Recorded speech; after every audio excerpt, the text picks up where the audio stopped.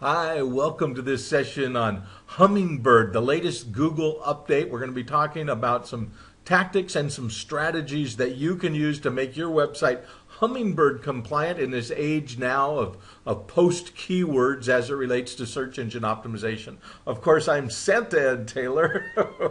And as you can see, I'm in full-blown Santa mode. This is November 1st, 2013. I'm in Southern California. I've been down here for several weeks now, auditioning for television commercials. In fact, I landed a television commercial, so keep your eye peeled for me on TV.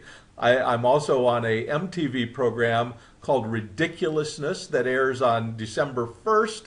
That's going to be a lot of fun, so keep your eye peeled for me on TV. But of course, the television time down here takes about 5% of my total time. And the rest of the time, I'm doing what I always do, which is helping my clients and small business owners do better with their internet marketing. Google launched this Hummingbird update a month ago or so, and it's really changed everything. In fact, it's dramatically changed how I present search engine optimization training programs. I've been doing this for many, many years. I've done several thousand presentations, and this one is very unique, not just in the content, but in the way it will be delivered. And the reason that it is unique is because we're going to be talking much more about strategy and much less about tactics. I am, let's just dig in. Let's just look at this from a very global perspective right now. Hummingbird is, like I say, brand new, just launched, kind of celebrating Google's 15th anniversary. And it is the most significant change Google has made in 12 years. It does make keywords obsolete. And it is driven by, and the reason that Google is calling it Hummingbird is because it is fast and precise. Those are the key features that Google is trying to implement right now with this update. This update, by the way, is vastly different from the last two updates, Penguin and Panda, which were both more filters. They were looking to filter out negative websites or websites that partook in certain types of activities. This is different. This is a complete algorithm rewrite, an update, and it looks at totally different factors and looks at factors in a different way. So we're going to dig into that in just a quick sec. I also want to really address an issue here that has to do with Google and what I'm kind of calling the Google search mindset. Of course, Google's into many things these days. But when it comes to search, the way that I see it, Google is looking at their users, their search users, as their customers, their clients, which of course they are. And what I mean by that is this, that Google has this ownership over their visitors, over their users, and they're looking at them and say, how can we as Google best serve these users? And then that is driving everything that they are doing as it relates to these updates. And in a way, I'm looking at it as almost a possessiveness over these users. So we'll dig into that a little bit more. So I'm going to continue to refer to their users. Google wants their users to appreciate the sites that they've prioritized for them. When we go use Google, right, what are we asking Google to do for us? We're saying, Google, please go out on the internet, sort through everything that's there, and show me the sites that are most relevant based on my search query, right? That's what we're asking Google to do. And Google has taken that responsibility very seriously, and they're recognizing that things are changing dramatically with the introduction of the phones and with voice search. I use the Google Chrome a lot, not exclusively, but a lot. And it has a built-in voice search on my computer. So I use that very frequently, and of course I use it on my phone all the time. I mean, every time I do a search on my phone, what I do is, and I think what we pretty much all do, is we speak our search. Well, what does that do to the search query?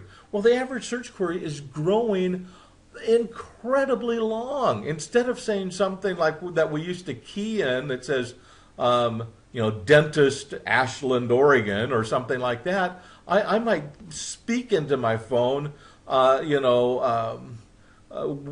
is the nearest dentist near me that does crowns, or that, or whatever. I can speak a much longer query, and I tend to speak a much longer query, as do most users.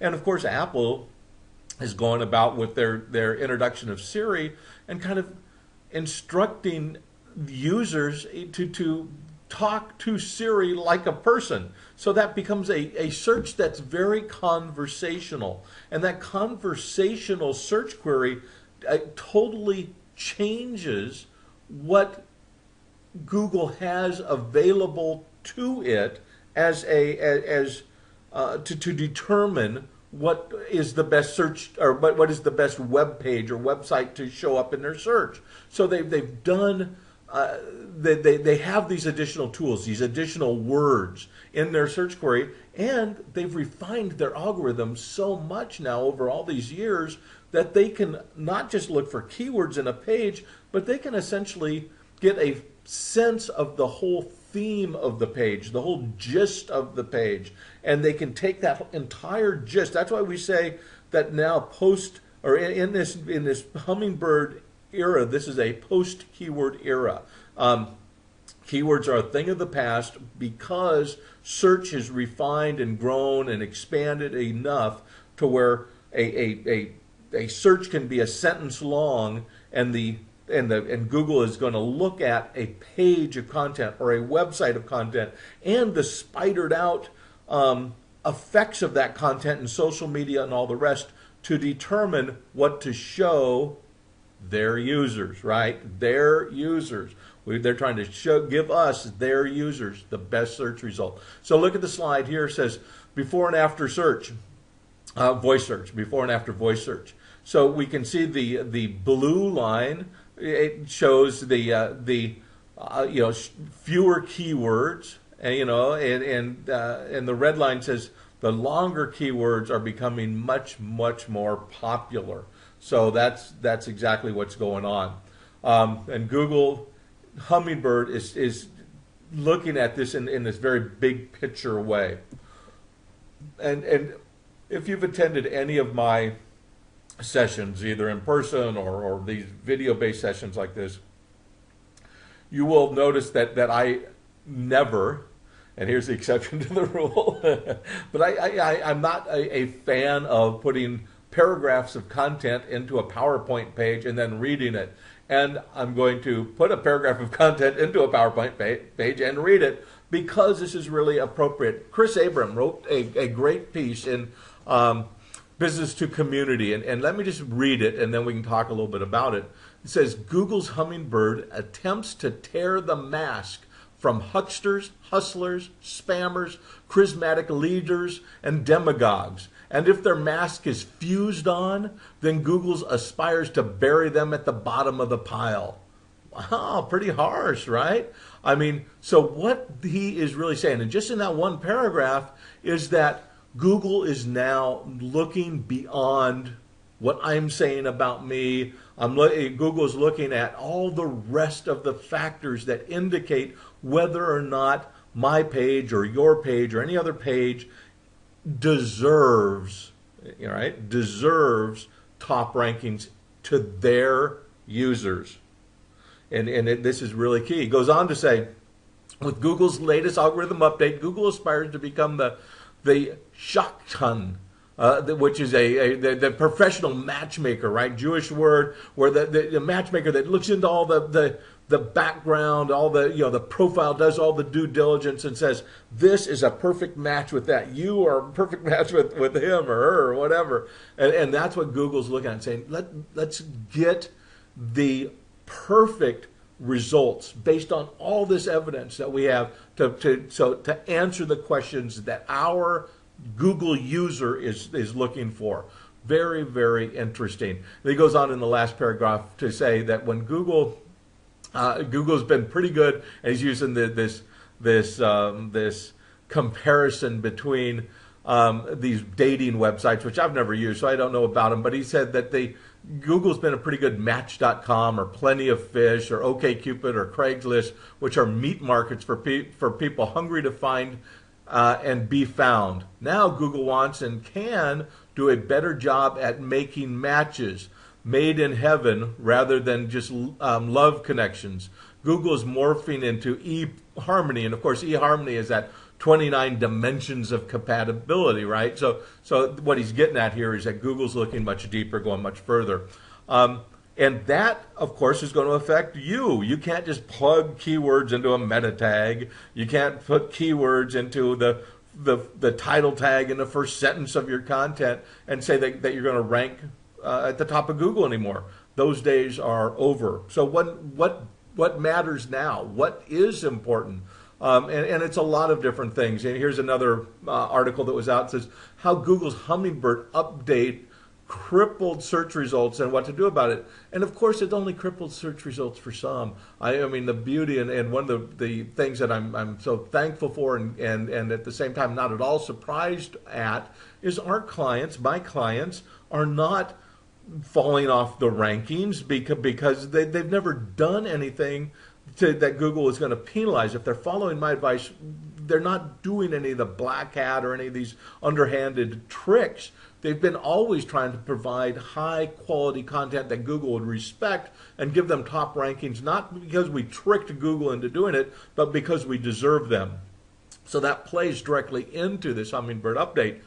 And now we have to do more. And that's what this really boils down to. And I say do more, that's probably not accurate. We have to do different.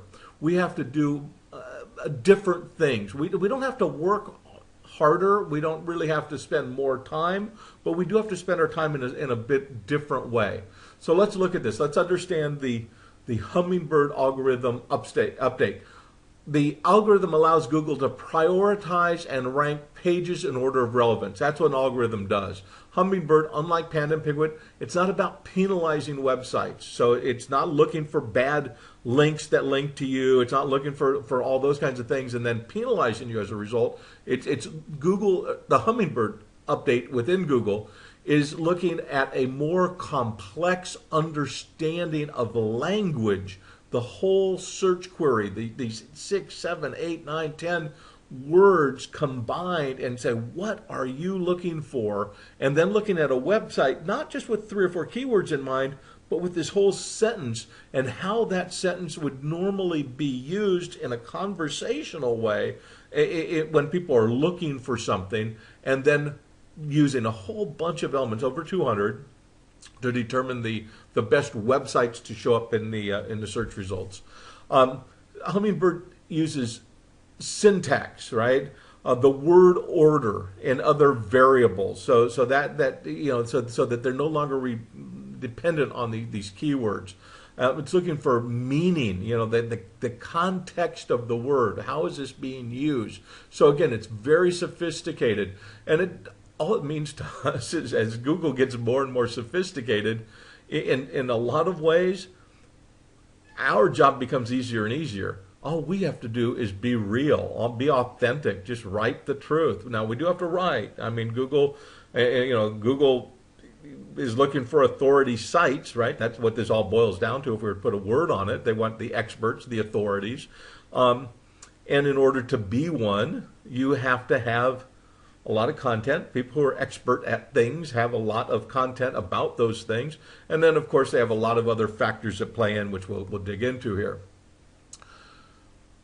Now, and this is a presupposition that Google brings to the table that may or may not be accurate, and I don't believe that it's accurate in all genres of search, but it is in some, and again, it's probably not in others, and this is an arguable point, but within Google, within this Hummingbird update, the fact of the matter is, and what we need to be aware of from a search engine optimization perspective is simply this: Google believes that their consumers, that their customers, that their users want the most engaging content when they search for something. So what does that mean? What does it mean to have engaging content? Well, it means a lot of things. but it's not. I don't mean this necessarily in the sense of written in a way that's compelling or persuasive. It's written, well, one, it's something that's engaging would be timely, right? So new is important. New would be one of the factors that we could put into as something that would be engaging. The source, the references, all the rest of this that makes it believable and true and timely. Those are things that are that factor into this engaging component that Google's looking for. The other thing is that engaging doesn't necessarily mean persuasive. If your page has an overabundance of persuasiveness, of calls to action and all the rest, Google could look at that and say, that's not really engaging. That's just sales hype, right? And that's our visitor is looking for an answer to a very specific question, not to be sold or not to be persuaded to buy something. They want to be educated and informed, not as much persuaded. Engaging content, therefore, is not equal to, it's not equivalent to persuasive content. So keep that well in mind as you write the content for your website. So the likelihood is that your content's going to have to be improved. Being improved means several things. One is it may well need to be expanded. You may well need and want to have more content added to your web page. The other thing is that you may want to re-look at the language of your content, make it more conversational, and make it more specific to answering questions. You would probably do well in this Hummingbird world to answer a specific question in a very thorough, very deep way on one page of content than to answer 12 questions in a very shallow way. Google, again, they're looking for authority, they're looking for meat, they're looking for depth, they're looking for relevance, they're looking, all these things that go into engaging, compelling content. So that again, that's at this point, we're not talking tactics, we're talking strategy, but that is the strategy to think at that higher level. How can I give good, emotional, real content to our site visitors?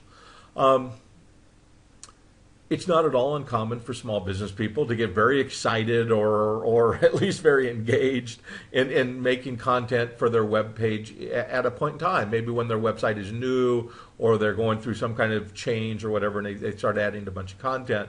It's also not at all uncommon for that enthusiasm to wane or that time commitment to diminish over time, and therefore content gets old, it gets stale, it gets neglected.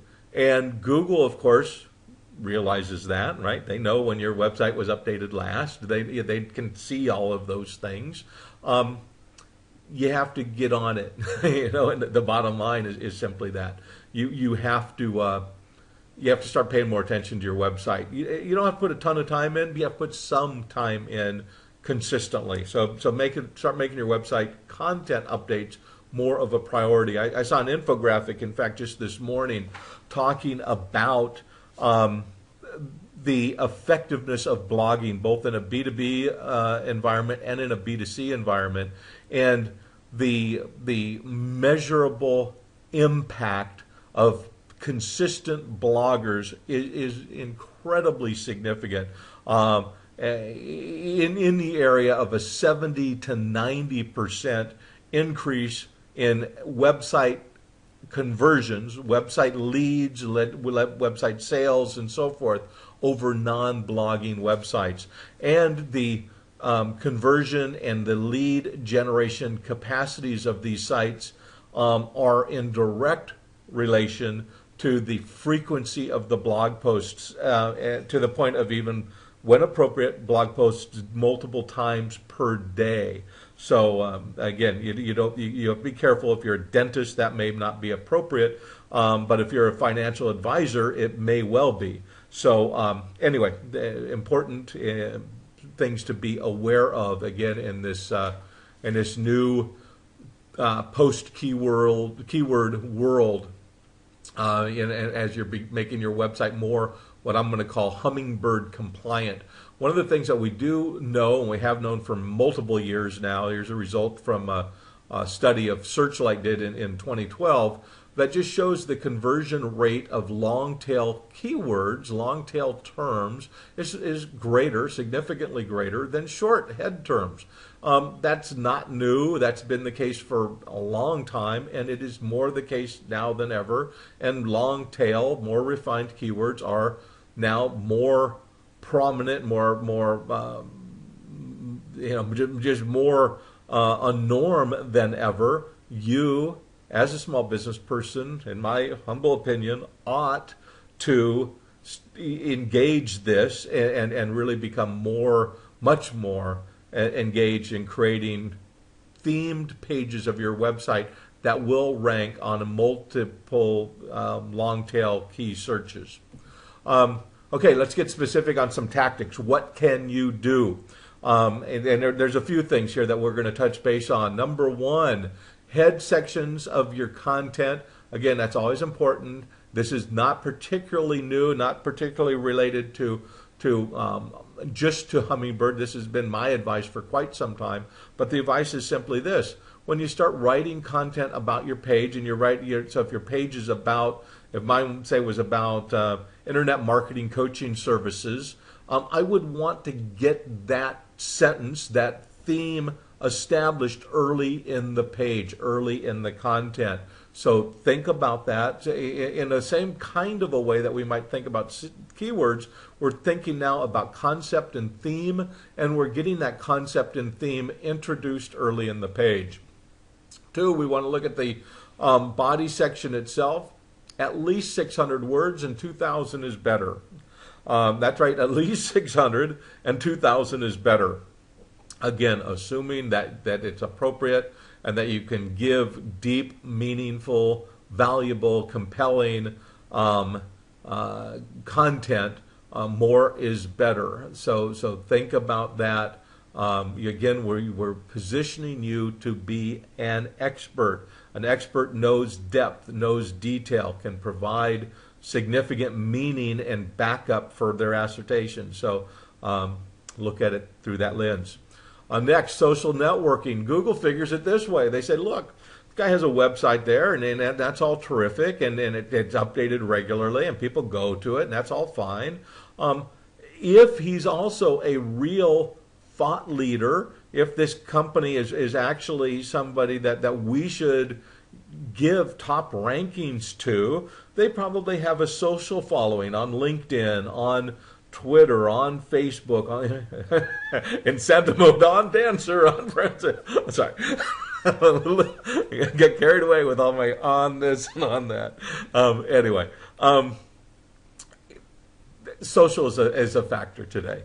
It's becoming more of a factor and will continue to be more of a factor. The bottom line is this: have your social sites, post on your social sites with links back to your website, back to your blog posts and so forth. Pretty simple. Probably been doing it for a while. Do it more consistently.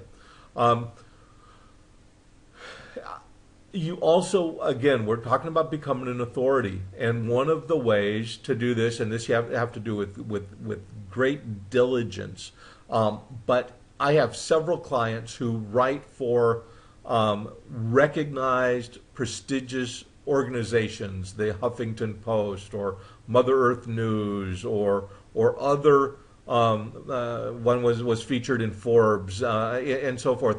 Getting your articles featured in online versions of their publications and then having links back to you.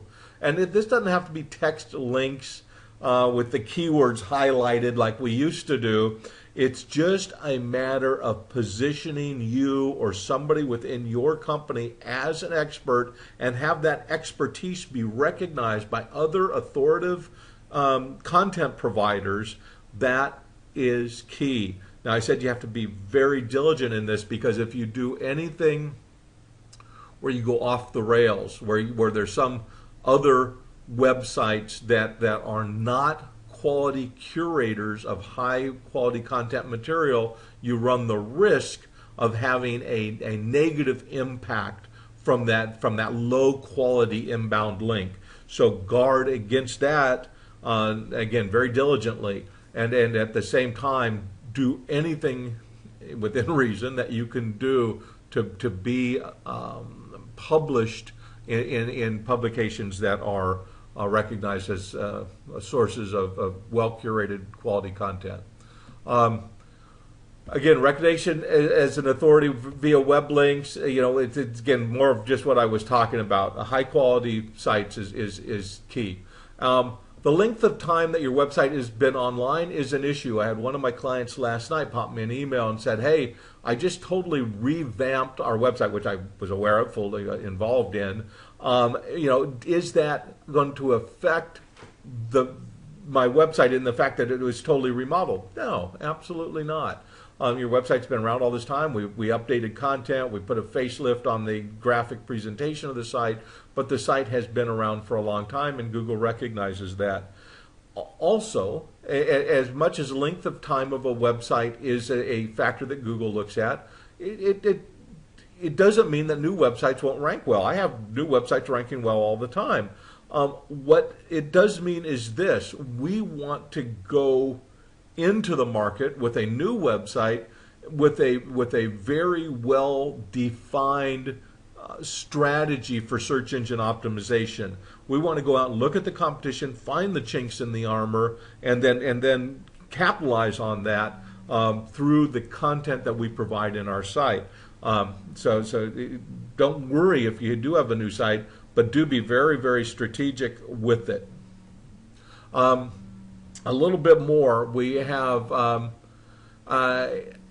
with the golden triangle here. I mean, this is a old study, but it's just as relevant now as ever. It shows 68% of search engine users click on the results on that first page, and then what happens, and this is what's key, is 49% of search engine users, they don't look beyond the first page. They just change their search query. And that's becoming more and more of a thing. And more of us are doing that more and more frequently. And so what that tells us is that we need to have a breadth and depth of content that is really key here.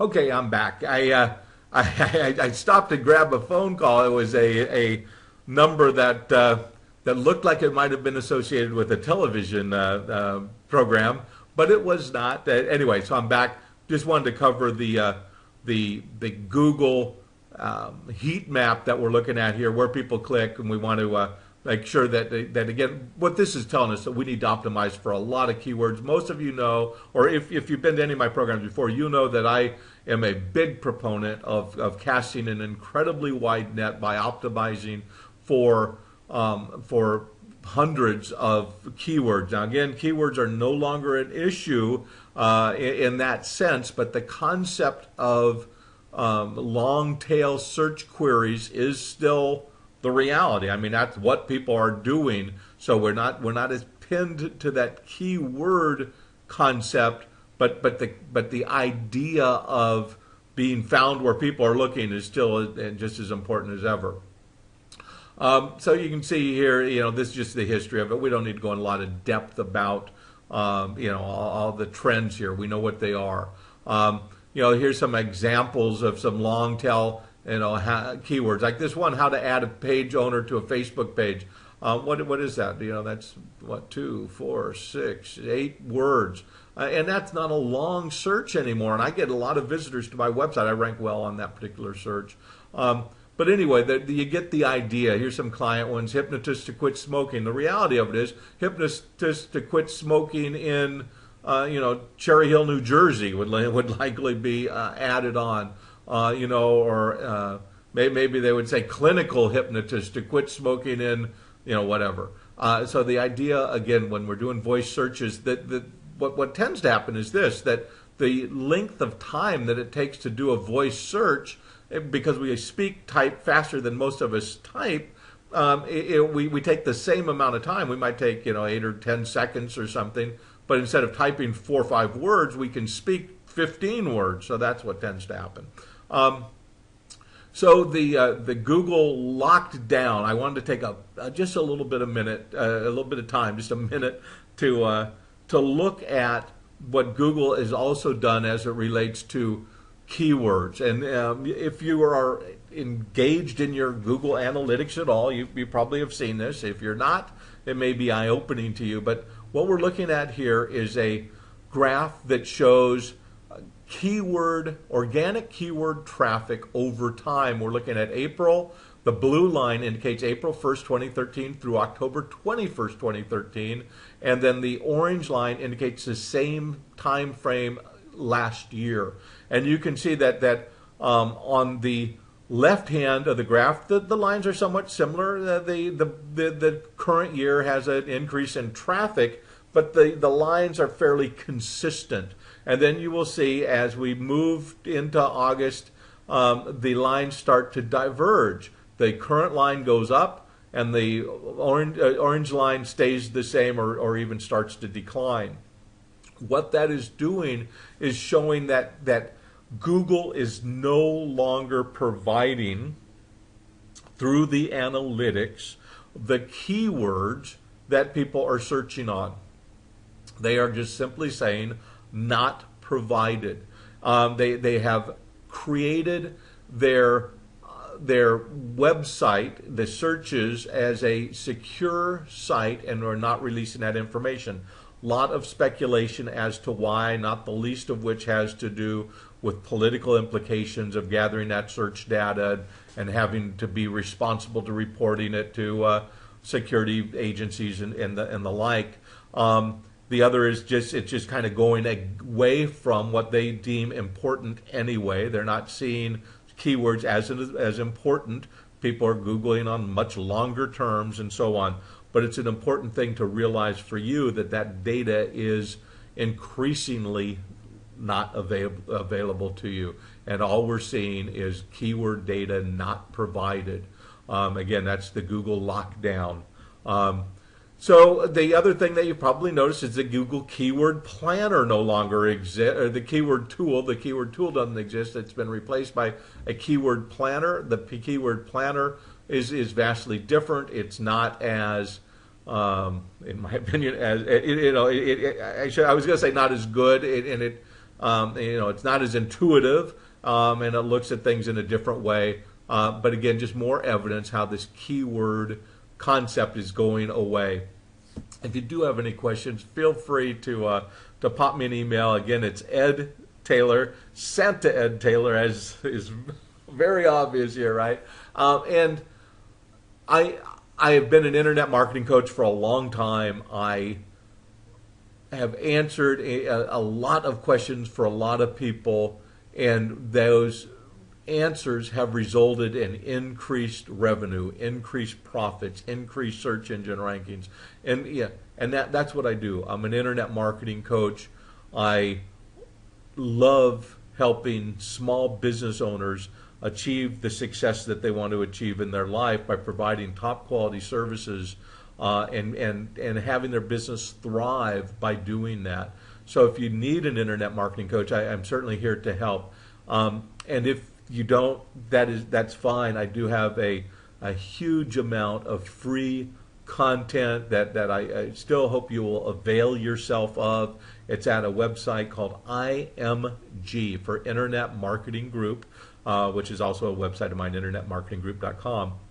But if you go to imgmembers.com, you will find a lot of information I think you'll find very valuable in growing your business and really thriving. And I hope you will take advantage of that. If you do have any questions, feel free to pop me an email or give me a call. Email is ed@edtaylor.com. Phone number is 541-482-4840. And I look forward to to being of service. And I hope to talk with you soon. Have a terrific Thanksgiving and a very Merry Christmas. And I hope to talk with you soon.